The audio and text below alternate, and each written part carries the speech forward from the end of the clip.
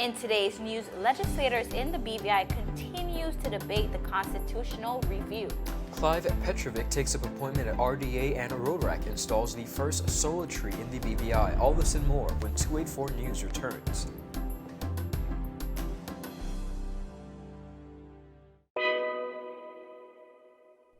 There's a reason you get up on a morning.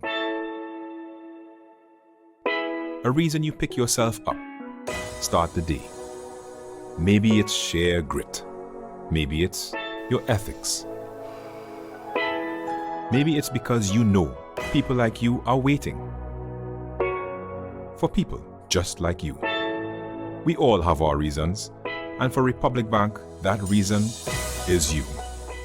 Every little thing, every big thing. It's all about making a difference in your life. Because after 182 years, if it's one thing we're sure about, is that the difference is you.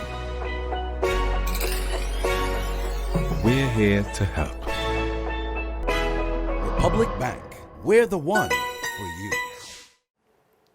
Welcome everybody. It's Wednesday, July 29th, 2020. Nothing like a wet Wednesday in the BVI. We love it when it's like that. Indeed it is. I'm Ron Grant. And I am Kyla Kenesha Forbes. As you said, Ron, it's been a wet Wednesday here in the British Virgin Islands, and things are just about to store up even more this evening. Yes. According to an afternoon report by the Department of Disaster Management, a potential tropical cyclone 9 continues to bring heavy rain and gusty winds to the Leeward Islands, including the U.S. Virgin Islands, Puerto Rico, and the BVI. The National Hurricane Center advised that the system is now centered near latitude 16.2 north and longitude 64.7 west, approximately 153 miles south of the territory of the Virgin Islands. Now, the tropical storm conditions are being observed across the Leeward Islands and will spread across the U.S. and the British Virgin Islands and Puerto Rico this evening through Thursday morning. The BVI remains under tropical storm warning. Now, maximum sustained wind speeds of 45 miles per hour with gusts up to 51 miles per hour have been recorded with this system. The storm is moving to the west-northwest at approximately 23 miles per hour on the present track, and the system will move near or just south of Puerto Rico this evening. Reports continue to state that there will be further development, and it is expected that this system will become a tropical storm by this evening. Now, the tropical storm force winds extend outward up to 275 miles, primarily to the north and northeast of the center.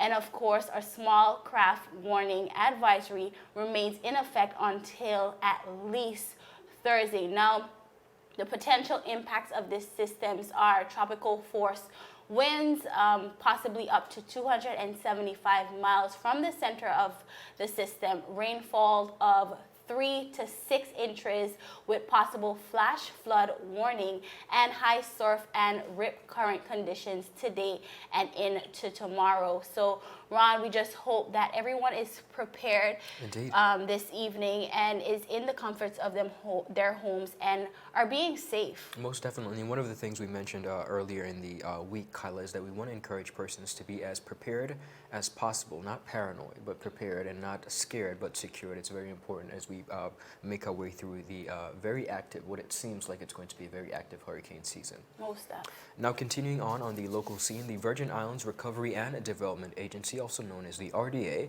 is prioritizing its commitment as environmental stewards and is happy to welcome Mr. Clive Petrovic as its environmental specialist effective July 23rd for a period of 1 year in the first instance. Now, Mr. Petrovic, who is a former head of marine studies at the H. Lavely Stout Community College, will serve as a mentor and is responsible for overseeing the implementation of the Project Environmental Management Plan and the day-to-day activities related to the environmental aspects of all all RDA programs and projects. Now, Mr. Petrovic will be responsible for monitoring compliance with RDA environmental standards in project planning and delivery. He will work closely with all relevant RDA team members and cooperate fully with the key stakeholders, primarily the government officials involved in the development and implementation of the RDA executed and their programs and projects. Now, he brings almost 40 years of experience to the post and has conducted impact assessments and environmental impact reports for several projects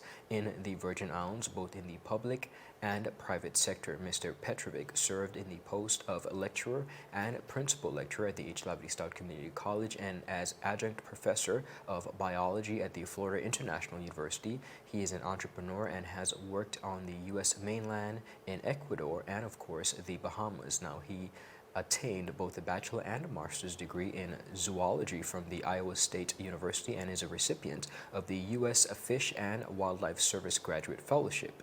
Mr. Petrovic is expected to do quite a few amazing things as it pertains to the RDA and really focusing on the environmental aspect of it, which I think is of paramount importance to us. Now, the Recovery and Development Agency was, of course, established, as we will all remember, in April of 2018 to collaborate with the government of the Virgin Islands, both the private sector and the public, and, of course, civil society to best address the urgent needs of the territory as a result of the natural disaster that occurred in 2017. Now, Kyla, before we continue, I don't know perhaps how many persons really looked at the time frame from whence the RDA was incorporated to how long it would actually be involved. Now, we are, this September is going to be 3 years since we have passed the break of Hurricanes Irma and Maria. And what I think is fascinating that I think the general populace needs to pay attention to is the fact that we are still in the Recovery and Development Agency stage. We're still redeveloping, and we're still finding new ways to kind of create and reintegrate into our society. So it shows us that we have a really long way to go, and I'm not sure how we should be marking that progress, whether by just a time frame or just by projects. But it's very interesting that we're still really reintegrating and really appointing persons to that agency as we continue on. I do agree with you, Ron, and as you said, what is our marking point? Yeah. To which point are we trying to get to after 3 years? Of course, we do know that we are still in the recovery phase, but at what point do we say, hey, we have recovered and we are now moving forward? Correct. So definitely something to look into, and for our viewers that's something that kind of makes you say, makes you ponder. But definitely, Ron, in this next act after our commercial, we will be talking about the debates coming out of the House of Assembly that surrounds constitutional review. Viewers, you definitely don't want to miss this. But this is 284 News, and we'll be right back. Is business slow, cash flow down, hosting an upcoming event? We can help. Advertise with 284 Media and take your business or event to the next level by enhancing your present marketing and messaging strategies. Allow our team of experts to create a personalized ad that sets your business apart from all the rest. This could be your business or event. So, what are you waiting for? Contact our marketing team at 284media@cctbvi.com. Advertising with us works. Viewers, welcome back to 284 News. Now, as promised, we'll be speaking about debates coming out of the House of Assembly surrounding the BVI constitutional review. Now, viewers, as you know, the last week have been monumental in the BVI moving just a bit closer to the process of constitutional review. Over the last few days, the members of the House of Assembly continues to debate the motion for constitutional review here in the British Virgin Islands. Now, Ron, many points came out of this debate by our legislators, and I think we need to take some time to really decipher some of these points. Now, coming out of yesterday's debate, territorial member and Deputy Speaker Honorable Neville Sheep-Smith called for the implementation of a youth subcommittee to assist in the constitutional review process. Honorable Smith spoke to his vision of what the role of this subcommittee will really and truly play. Now, viewers, let's take a look at what Honorable Smith had to say. Who are the person that would be around during the next constitutional review after this? The person that we need to get more involved now, now, Mr. Speaker, are the youth. Those are the ones that we need to get involved, Mr. Speaker. The youth are the ones we need to get involved. Hence, I propose that in addition to what we have already, we approve a youth subcommittee with representatives from all main islands, Anegada, Jocelyn Dyke, Bojangada, and Tatola. This youth subcommittee must report their views and findings from among the youths to the main committee for consideration, with all the other findings as part of this review exercise. After all, this constitutional review, as well as the next, will have the greatest impact of our lives, on the lives of our present. Yes, viewers, we heard it from Honorable Neville Smith, and he was basically speaking to the fact that in this constitutional review, the youth need to play a role. And he even said that there needs to be some sort of youth subcommittee that contributes to this constitutional review. And honestly, Ron, I cannot agree with him more, simply because I think as a community, we speak a lot to the fact that we do want the youth voice. And I think now more than ever, doing this would kind of put your money where your mouth is, because this constitution, as we know, the constitution before was 13 years ago. Yeah. So really and truly, if we go ahead with this constitutional review, it is that generation and my generation, at least another 10 years, that will be affected by this constitutional review. So I definitely agree. One of the things that I find very interesting about the Honorable Smith's comments is that we often talk about the youth being the future, and I find it very important that we really not only put our money where our mouth is, but we practice what we preach. A lot of the times what we see, Kala, here in the Virgin Islands is that we hear spiels somewhat of what the Honorable Smith is saying, you know, let's put this in place. But in actuality, there are many programs inadvertently similar to what he's creating. We have the Youth Parliament of the Virgin Islands, which I think really gives young people an opportunity to be able to understand the role and duties of legislators. But with him saying that, it's cool, but I really want us to get to a point where we almost integrate that. And when I say integrate that, I mean we have a lot of boards here in the territory. We have a lot of educated young people who are competent in various fields. Let's find, in addition to inserting what he's mentioning in the actual constitution, let's find ways of incorporating these young people in these different boards, whether it's the immigration board, whether it's the scholarship board, whether it's sports, it doesn't matter. Let's integrate in that area, and I think that would be a really good place to start. But in addition to what he's saying, I also agree. I do agree, and with what you said, your sentiments are very true, but also I think what this subcommittee would do, it is a teaching moment for young persons, being a part of this process and knowing what the Constitution really entails. This would be great for our young people. But to piggyback off of what you said, we have to put this actually in action. It doesn't make no sense to do the actual findings and then you don't implement the youth voice into the actual plan itself. Because it's one thing to have youth voices, but it's another thing to listen. Most definitely. But Ron, now as we move on, the Honorable Mark Vanterpool, representative for the 4th Electoral District, called for legislators to serve limited terms in office. Now, Honorable Vanterpool, as we know, is very long standing in the House and has served nearly 20 years. And it is his opinion that this constitutional review should institute limits for legislators, especially the premier. Now, viewers, let's take a look at what Honorable Vanterpool had to say. It's time to say that we need to have some term limits so that the people can believe and trust us a little more and not see us here forever, especially the premiership or the leadership of the country. Even in Russia, they have them. What his name is, Mr. Putin decided to put up, after his first term limit was over, not any event by the Constitution. He decided to put up a man to be the leader for 5 or something years. I forget what the man's name now. And after that, he said, okay, my term limit was over then. You got your turn, now it's my turn again. I don't know, nothing's wrong with that. I think the same thing is being tried in Guyana. And I don't know, maybe in the UK, in the US, it might happen one day. So, but it's a constitution. But at least it gives a chance for after 2 terms or whatever terms you give for a premier to be leading the country, that he takes a break, and if he's young enough and want to come back again, he comes.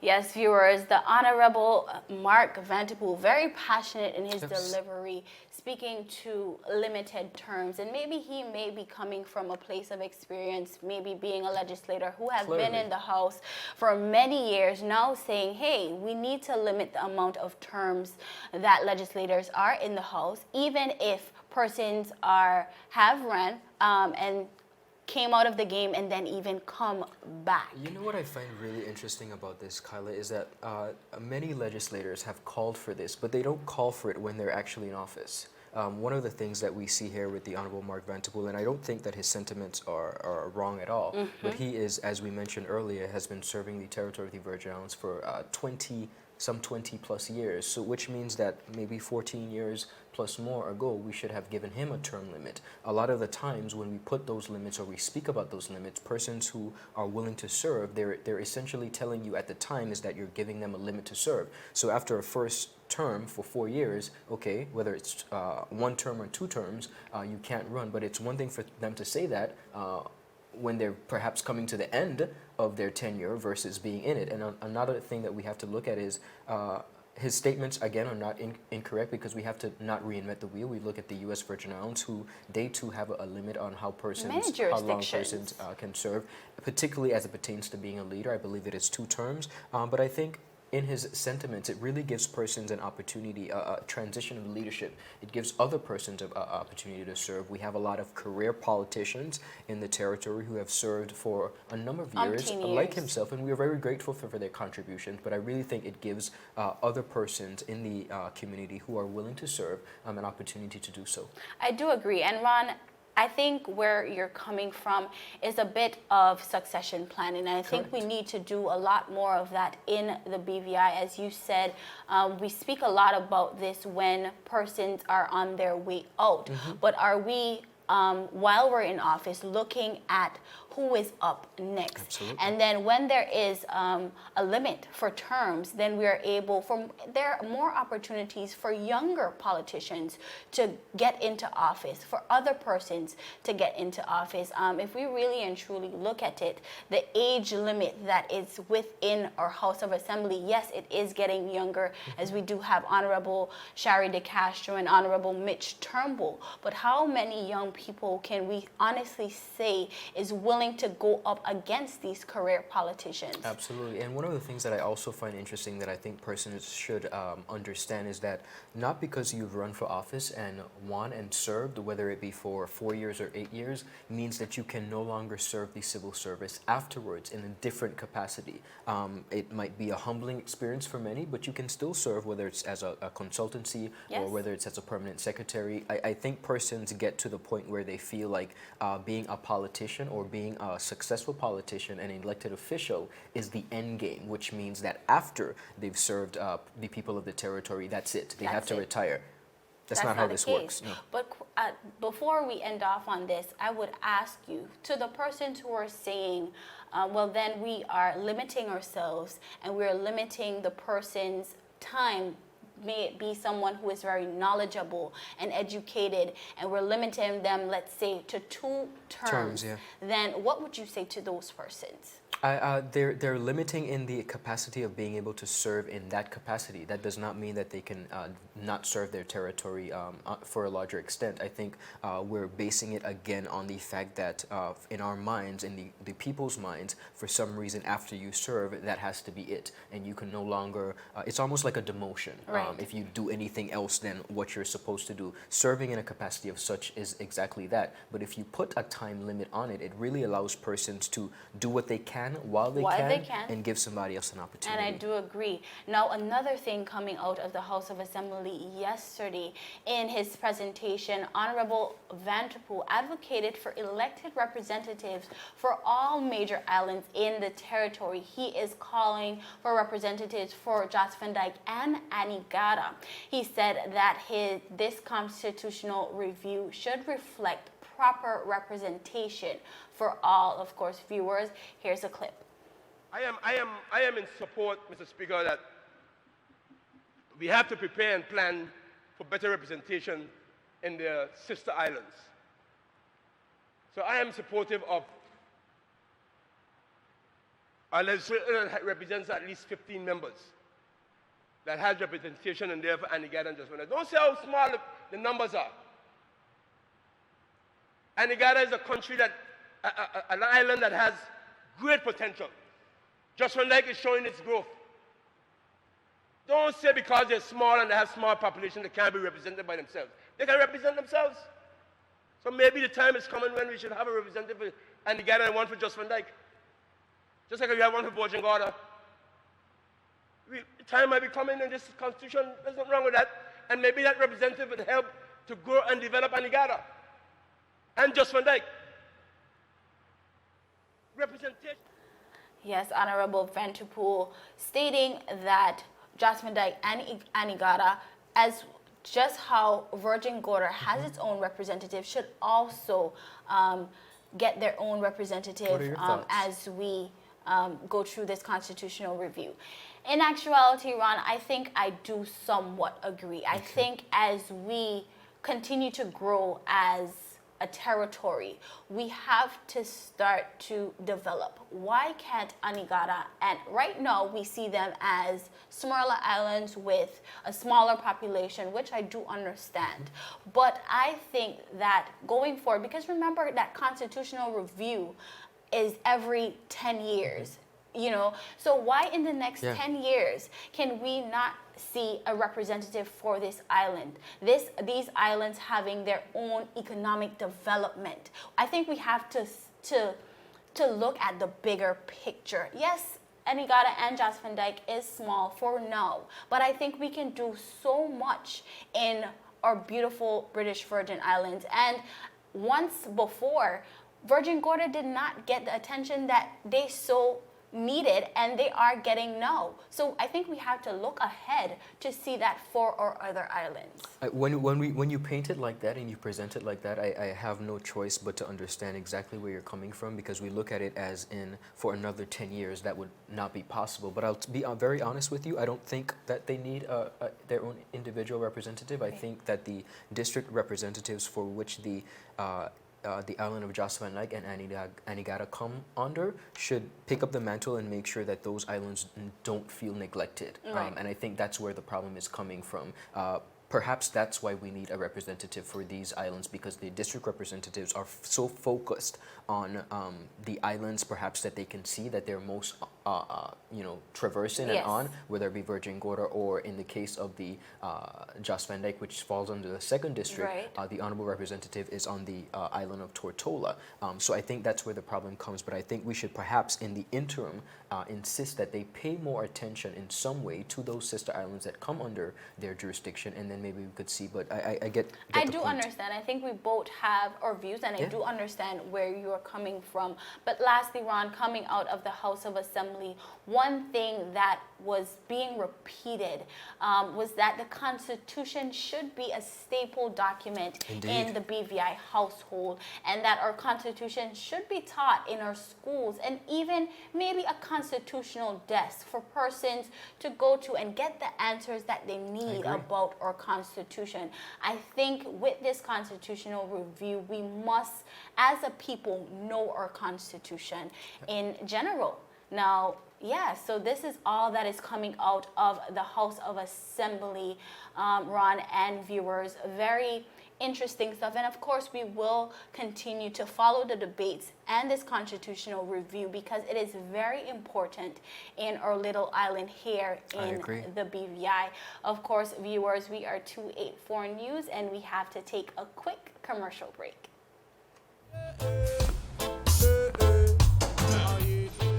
Father Jesus, that line here long like church service.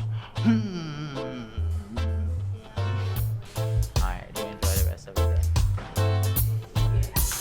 Next customer line, please. Wait, hold on a second. Yes, Sonny boy, come, yes, Good son. morning. Good morning, Sonny boy. Hold on there. You must have cut fun topic. It's okay, I'll take care of it. What? No man forget you. How may I assist you? Yes. You want top of power? You want top of power?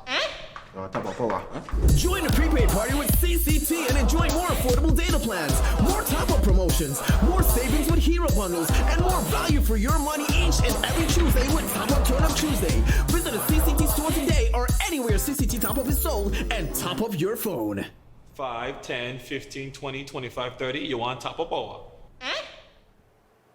Viewers, welcome back to 284 News. Now, Ron, we've been speaking a lot about alternative energy here in the BVI, and visitors to the Noah Lloyd Positive Action Movement Park in Road Town will soon be able to sit in the shade of a solar tree and charge their phones with power from the sun in an ongoing effort to demonstrate that now is the time for the BVI Alternative Energy, local nonprofit Green VI, and the Rotract Club of Tortola have installed the eye-catching OP tree on Saturday, July 25th.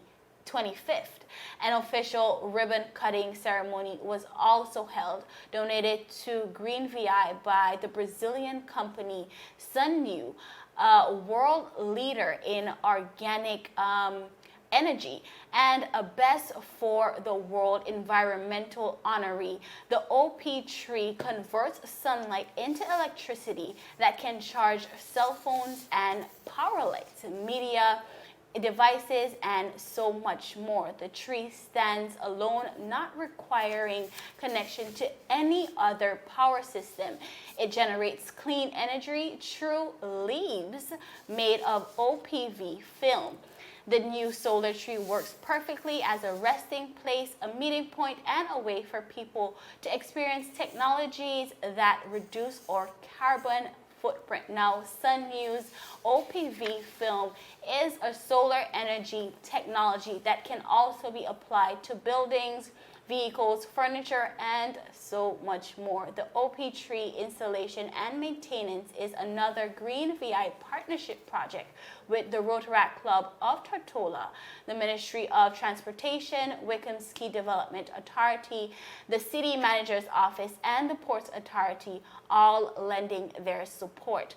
Additional sponsors include Rotary Club of Tortola, Creeky's Engineering Service, ATEC BVI, Abby E. Christopher, and David Norris, along with Outreach Education. Green VI's promotion of alternative energy over the years include a 2012 petition to legalize renewable in the BVI, a demonstration of biofuels used at its glass studio operation of electrical cars on Virgin Gorda and Tortola, and the installation of 30 solar panels at the YEP Center. Ron, an extensive list of things Green VI has done here in the BVI, and we are just so happy. I love the contribution. I don't know that the tree will actually lend any shade, but I think it looks pretty cool. And I love the fact that we're moving towards energy saving, renewable energy saving measures in the Virgin Islands. Ron, really and truly, how many times have we been in town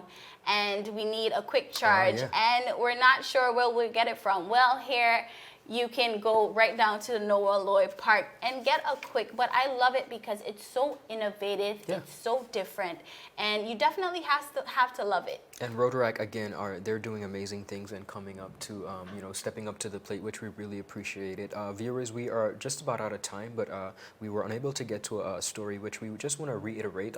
Detectives from the Major Crime Investigations team, they're continuing to seek your assistance in identifying the perpetrator of three murders that this year are 12 years old. That is Mr. Lavelle Parker and Mr. Aaron Erickson, aka Sonny of West End, and a Vincentian national, Mr. Winston Oliveira. We're going to have a lot more of that on our website, which you can check it out. But if anyone has any pertinent information that may help to solve these murders, you're definitely asked to please contact the Royal Virgin Islands Police Force at their 3-digit access number. We want to make sure that the family of these relatives get as much closure as possible. Most definitely. Viewers, that's it for today's news roundup. I am Kyla Kenisha Forbes. And I'm Ron Grant. See you guys tomorrow. Stay dry.